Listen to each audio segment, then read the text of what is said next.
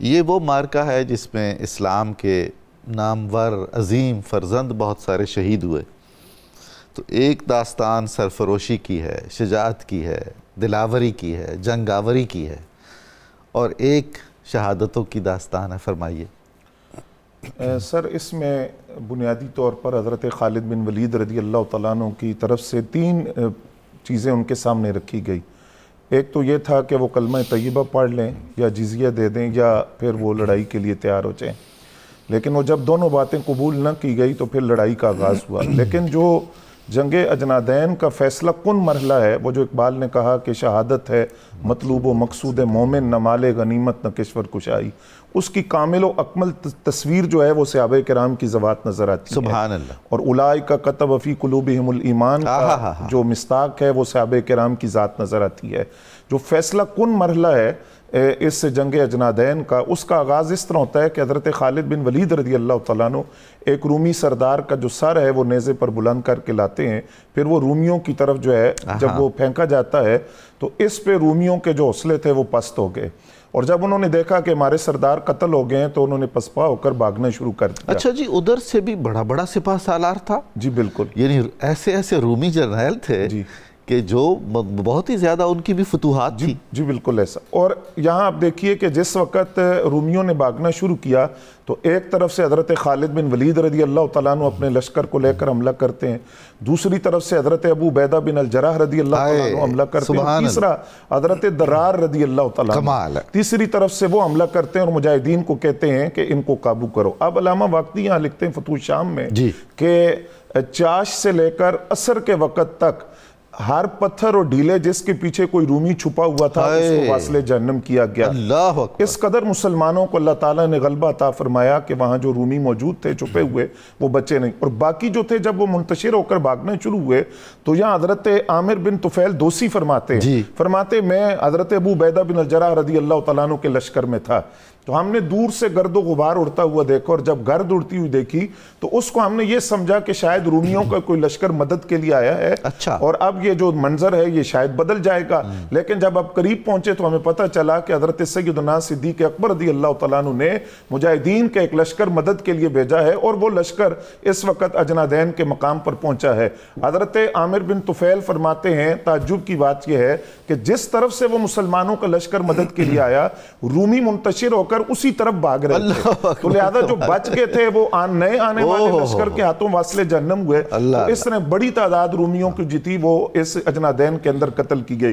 فرماتے 90,000 تعداد تھی، اور 90,000 میں سے جو 50,000 ہیں کم و بیش فتوح شام کے مطابق ان کو واصل جہنم کیا گیا. مال غنیمت اس میں بڑی تعداد کے اندر مسلمانوں کے ہاتھ آیا، جس کے اندر سونے چاندی کی سلیبیں بھی تھی اور بہت سارا ساز و سامان تھا جو مسلمانوں کو مال غنیمت کے طور پر ملا.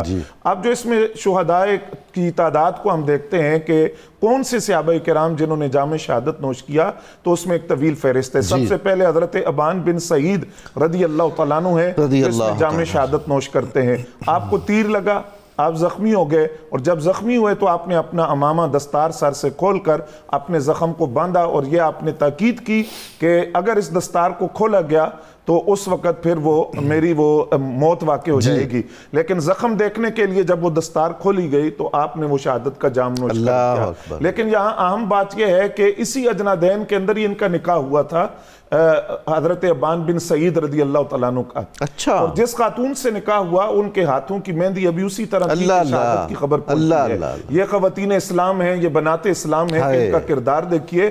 وہ بڑے صبر کے ساتھ آئیں، انہوں نے اپنے شوہر کی لاش کو دیکھا، تدفین کے وقت بھی وہاں موجود تھی، اور واپس جاتے انہوں نے صحابہ سے کہا کہ مجھے وہ مقام دکھاؤ جہاں حضرت ابان بن سعید رضی اللہ تعالیٰ عنہ کی شہادت ہوئی ہے. آپ اس مقام پر گئیں اور ایک رومی کو لڑتے ہوئے دیکھا اور سوال کیا کہ یہ تیر پھینکنے والا کون ہے، تو جواب ملا کہ یہی آپ کے شوہر کا قاتل ہے. تو آپ نے اس مہارت سے تیر پھینکا، اس کی آنکھ میں جا کر لگا، تیر ٹوٹ گیا لیکن وہ اس آنکھ سے نکل نہیں سکا.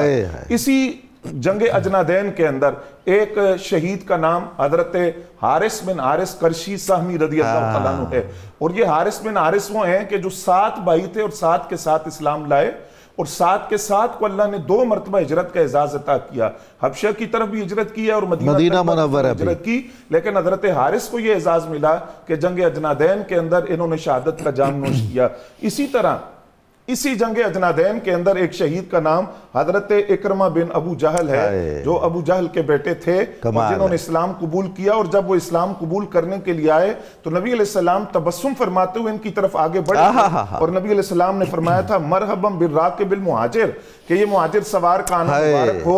तो इन्होंने भी जामे शहादत नोश किया। फिर इसी तरह हजरत खालिद बिन सईद, अबान बिन सईद के भाई, ये दूसरा भाई शहीद हुआ और इनके तीसरे भाई हजरत अमर बिन सईद, वो भी अजनादैन में शहीद हुए। अल्लाह अकबर। बिन सईद वो हैं कि जिन्होंने नबी अलैहिस्सलाम को एक अंगूठी तोहफे में दी थी जो हमेशा सरकार की अंगुश्त मुबारक पर सुभान अल्लाह। हजरत सिद्दीक अकबर, फिर हजरत फारूक आजम, यहाँ तक कि हजरत उस्मान गनी रदी अल्लाह तआला अन्हु के हाथ से बेरे अरीस के अंदर वो ये अंगूठी हजरत खालिद बिन सईद ने दी थी।